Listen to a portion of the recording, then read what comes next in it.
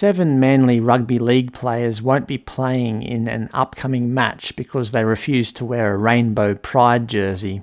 I've got a simple solution to this, and I think the only sensible solution, but before I get to that, just a few comments. Number 1, forcing people doesn't work, and may have the opposite effect. Does the LGBT community really want people to be forced to wear rainbow colours against their will? I mean, does that benefit anybody? Will that achieve equality? No, it would probably have the opposite effect. Just say that all the rugby players capitulate and put on the rainbow jersey. At what cost? They'll be frustrated, they might even feel humiliated, but at the very least, they'd be resentful. Is that what the LGBT community wants? A mob of frustrated, angry, resentful football players wearing pride colours? That won't achieve equality. If anything, that will just divide people even more, as we're seeing playing out in the media. If I was a member of the LGBT community, I'd only want people who freely support my cause wearing the rainbow pride jersey. It makes no sense to have people who disagree with you wearing those colours. But to be fair to the LGBT community, I don't even think it was them who were calling for Manly to wear these jerseys. It was the owners and management at the Manly Rugby League Club, and they mismanaged it completely, which has only resulted in more division and more frustration among the community. Number 2, NRL is already inclusive. I must admit I don't follow the National Rugby League, but at least outwardly they're already very inclusive. The clubs don't care where you come from, or what your religious beliefs are, or your political persuasion. They just care that you're good at playing rugby league. Ultimately, the only goal of the clubs is to win rugby matches.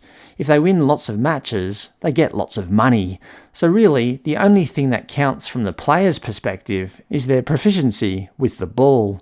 As a vegan, if I tried to sign up, I'd get rejected. Not because I'm a vegan, but because I can't bloody well play football. Number 3, hundreds of social groups.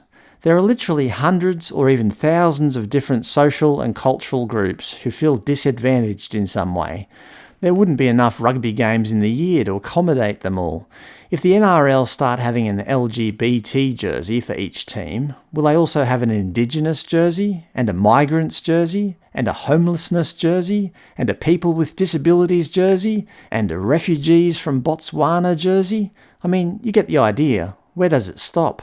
Do we keep making jerseys until every social group is covered? And if we do have an LGBT pride jersey, what about the rest of the disadvantaged groups? Are they not worthy of inclusion? Are they not entitled to a special jersey as well? And that leads me on to my solution. I think the answer is simple and perhaps even obvious.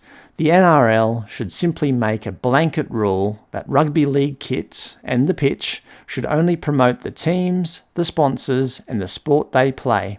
Everything else doesn't belong there. There is no other way to keep it fair for the myriad of religions, cultures, and people of various political persuasions. Sure, if players want to go march in the Rainbow Pride Parade on their days off, go right ahead. If they want to go to church on a Sunday, great. If they want to support the Liberal Party or the Labor Party or the Greens, fine. Whatever floats their boat.